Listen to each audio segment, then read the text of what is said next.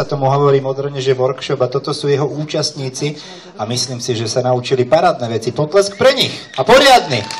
Aj zahvizdať môžete. A neboli na to sami, pretože Peťo obu ich školil a poriadne im dával do tela. Peťko, poď prosím ťa dopredu. A prezrať teda, že koho to tu máme a ako sa to vyberalo, či nejaké skúšky ste robili, alebo kto chcel sa mohol prihlásiť, ako to fungovalo? No, bolo to samozrejme, kto chcel sa mohol prihlásiť s tým, že jediným teda limitom bolo počet účastníkov, že samozrejme nemôžeme ísť do veľkých čísel, lebo nie je možné potom učiť samozrejme taký veľký počet ľudí, ale treba povedať, že my nie sme všetci ešte 8 muzikanti museli ísť na vystúpenie so svojím súborom, takže oni sa ešte vrátia, takže nás bolo ešte viacej.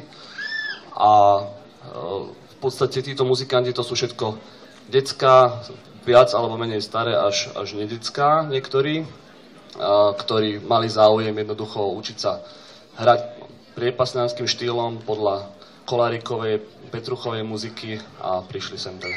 Sa páči taký ten entuziazmus, že priepasnánsky štýl, že je to naozaj také niečo, čo je typické a charakteristické, čo je, môžeme povedať, hudobnícky rukopis. Čím sa vyznačuje, keby tu bol niekto, kto by si to chcel nejako podrobnejšie zanalýzovať? Nejak inak ťaháte ruky, alebo čo sa deje? Áno, všetko je to o ťahaní rúk a samozrejme o mozgu a že ako tým rukám dáva signály. Ja nechcem určite do nejakých veľkých detálov. Tu ináč odporúčam, my sme vyrobili tu na také krátke charakteristiky tých najdôležitejších muzikantov vnútri skulptúráku, ako sú tie stĺpy, tak zo zadnej strany tam si môžete prečítať aj pár takých hudobných charakteristik, veľmi jednoduchých, takže doma záujem asi tam skôr. Ešte taká vec, že sú to aj takí, že nepopísané knihy, že ľudia, ktorí predtým nehrali, alebo väčšinou sú to už tí, ktorí mali základ? Určite mali základ, väčší alebo menší. Sú tu aj takí experti, ktorí prišli k folklóru od afrických bubnov a tak.